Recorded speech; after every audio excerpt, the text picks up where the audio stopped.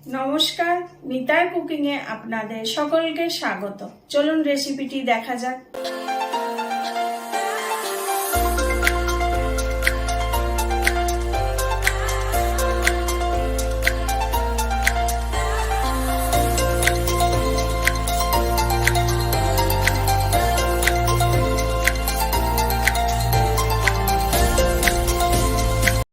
চলে এসেছি বাইরে রান্নাঘরে রান্না করতে। তা আজকে রেসিপি হবে তালের বড়া। তালের বড়া করতে যা যা লাগবে উপকরণ আপনাদের দেখাচ্ছি। তা প্রথমেই দেখাই, এখানে আছে মাঝারি সাইজের একটা তাল। আমি এটা ধুয়ে পরিষ্কার করে নিয়েছি। এবার তালটা আমি ছাড়াবো, সেটা আপনাদের দেখাবো। বাকি যা যা উপকরণ লাগবে আপনাদের এবার দেখাচ্ছি। এই কাপের আমি 4.5 কাপ চালের গুঁড়ি নিয়েছি। এটা আছে চালের গুঁড়ি।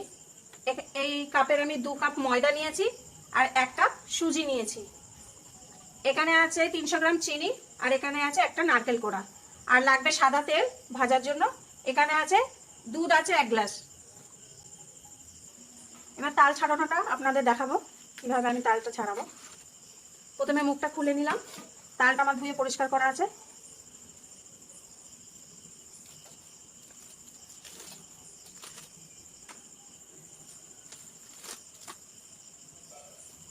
এইভাবে আমি পুরো তালটাকে খোসাটা ছাড়িয়ে নেব। ছাড়িয়ে নিয়ে আপনাদের দেখাচ্ছি আমি।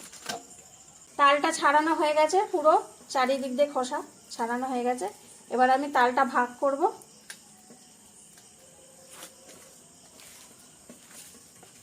এবার আমি তালটাকে চটকাবো। আমি তালটাকে একটা পাত্রে নিয়ে নিয়েছি।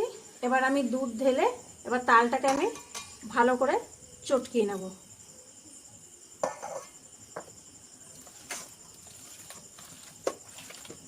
তাহলে জল দিয়ে চটকাবো না, তাহলে যদি জল পড়ে তাহলে একটু তিতকুটে হয়ে যায়। দুধ দিলে তিতকুটে ভাবটা লাগে না। এরকম করে আমি তাল দুটোকেই চটকিয়ে নেব। চটকানো হয়ে গেলে আপনাদের আমি দেখাচ্ছি। তাল চটকানো হয়ে গেছে, এবার তালটা আমি ঘষবো।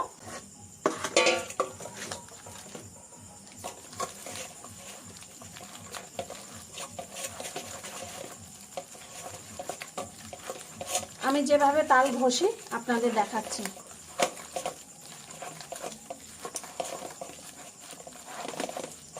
এই দেখেন তাল পড়ছে।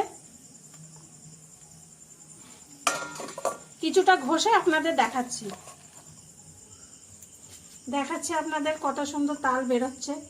এই দেখেন, বাদ বাকিটা ঘষে আপনাদের দেখাচ্ছি। তাল ঘষা হয়ে গেছে, আমি আলাদা পাত্রে ঢেলে নিয়েছি। এবার আমি তালের গোলাটা মাখবো। প্রথমে চিনি দেব। পুরো চিনিটা আমি দেব না, অল্প একটু বাকি রাখলাম চিনিটা দিয়ে মেখে নেব। চিনিটা দিয়ে আমি একটু ভালো করে মেখে নিয়ে তারপরে দেখাচ্ছি আপনাদের। এবার চালের গুঁড়োটা ঢেলে দেব। আমি প্রথমে হাফটা ঢেলে দিলাম, তারপরে আবার বাদ বাকিটা দেব।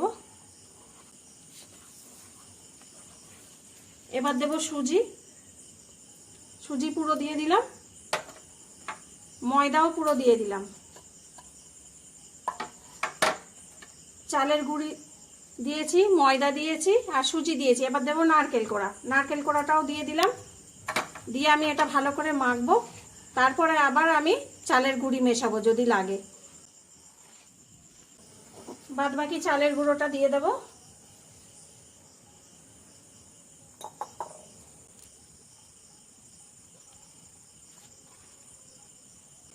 অল্প একটু চিনি বাকি ছিল, সেটুকুনি দিয়ে দিলাম।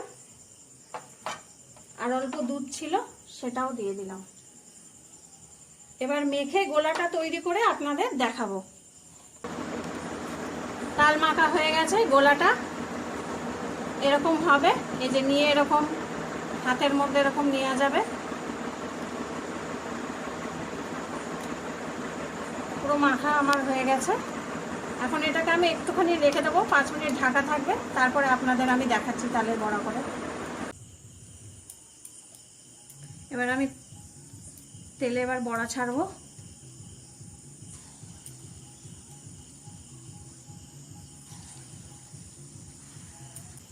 তেলে ছাড়ার সময় আপনারা একটু সাবধানে ছাড়বেন যাতে গায়ে ছিটে না আসে।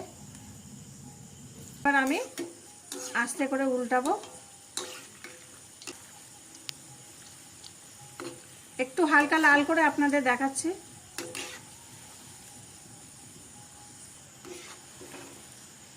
হালকা লাল হয়ে গেছে, এবার আমি ফ্লেমটা একদম লোতে দিয়ে দেবো।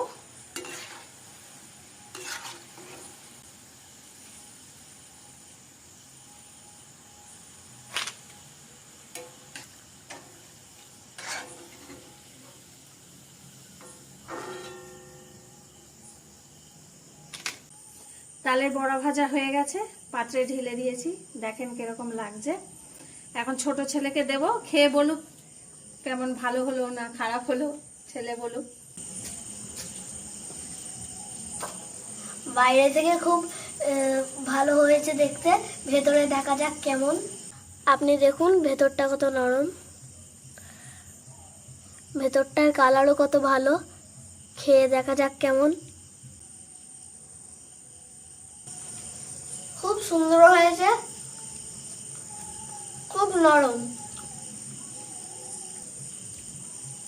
আপনারা এটা বাড়িতে বানিয়ে খাবেন, খুব ভালো লাগবে আপনাদের। রেসিপিটি যদি ভালো লেগে থাকে তাহলে লাইক, কমেন্ট, শেয়ার এবং সাবস্ক্রাইব করবেন। আর যদি ভালো না লাগে তাহলে ডিসলাইক দিয়ে কমেন্ট করে জানাবেন। সকলে ভালো থাকবেন, আসি তাহলে।